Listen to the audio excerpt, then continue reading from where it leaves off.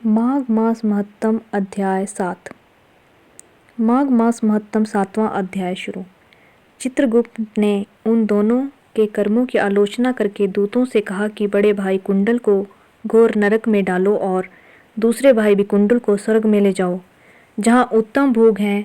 तब एक दूत तो कुंडल को नरक में फेंकने के लिए ले गया और दूसरा दूत बड़ी नम्रता से कहने लगा कि हे विकुंडल, चलो, तुम अच्छे कर्मों से स्वर्ग को प्राप्त होकर अनेक प्रकार के भोगों को भोगो।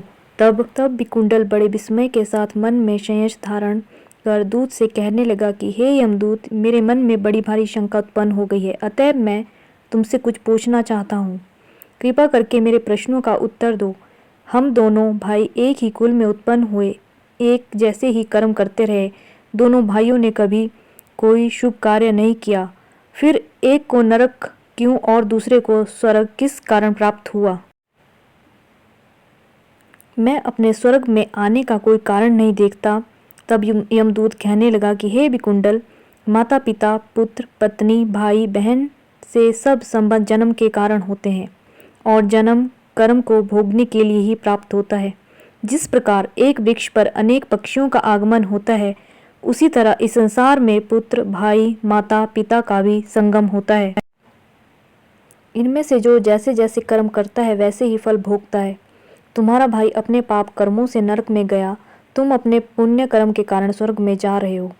तब विकुंडल ने आश्चर्य से पूछा कि मैंने तो अजन्म कोई धर्म का कार्य नहीं किया, सदैव पापों में ही लगा रहा। मैं अपने पुण्य के कर्म को नहीं जानता। यदि तुम मेरे पुण्य के कर्म को जानते हो तो कृपा करके बताइए। तब देवदूत कहने लगा कि मैं सब प्राणियों को भली भांति जानता हूँ, तुम नहीं जानते। सुनो, हरिमित्र का पुत्र सुमित्र नाम का ब्राह्मण था, जिसका आश्रम यमुना नदी के दक्षिणोत्तर दिशा में था। उसके साथ जंगल में ही तुम्हारी मित्रता हो गई और उसके साथ तुमने 2 बार माघ मास में श्री यमुना जी में स्नान किया था।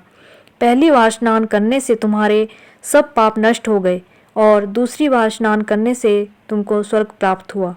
सो हे वैश्यवर, तुमने 2 बार माघ मास में स्नान किया, इसी के पुण्य के फल से तुमको स्वर्ग प्राप्त हुआ और तुम्हारा भाई नरक को प्राप्त हुआ। दत्तात्रेय जी कहने लगे कि इस प्रकार वह भाई के दुखों से अति दुखित होकर नम्रता पूर्वक मीठे वचनों से दूतों से कहने लगा कि हे दूतों, सज्जन पुरुषों के साथ 7 पग चलने से मित्रता हो जाती है और यह कल्याणकारी होती है। मित्र प्रेम की चिंता न करते हुए तुम मुझको इतना बताने की कृपा करो कि कौन से कर्म से मनुष्य यमलोक को प्राप्त नहीं होता, क्योंकि तुम सर्वज्ञ हो। माघ महत्तम अध्याय 7 समाप्त।